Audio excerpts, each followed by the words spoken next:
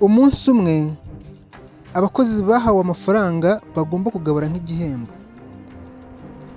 nuko bajya gushaka ubavunjira kugira ngo buri umwe abone aye yuzuye kandi harimo n'ibiceri.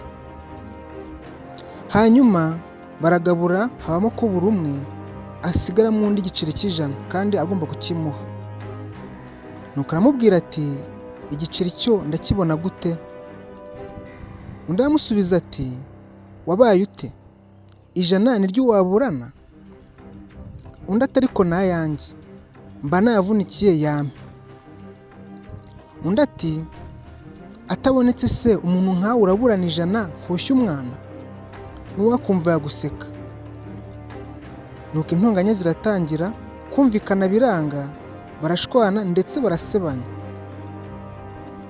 Bageraho kurwana, yewe baragwana karahava ndetse barakomeretsanya. Kubera umujinya, umwe atora igiti agikubita mugenzi we mu mutwe, ako kanya araraba. Mu kanya nk'ako guhumbya, ashiramo umwuka. Nyamara ku rundi ruhande, yigeze ahembwa 100 ajya mu kabari, agurira abantu n'inshuti ze, atashye asanga yakoresheje 34,500. Aricuza ariko aratuza kandi ariyakira.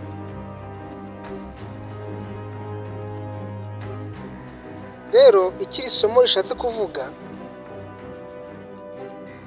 ikintu cyose ubonye cyangwa se ibintu byose bikugoye cyangwa bikwibasiye, ugomba kwihangana kandi ukagira ituze.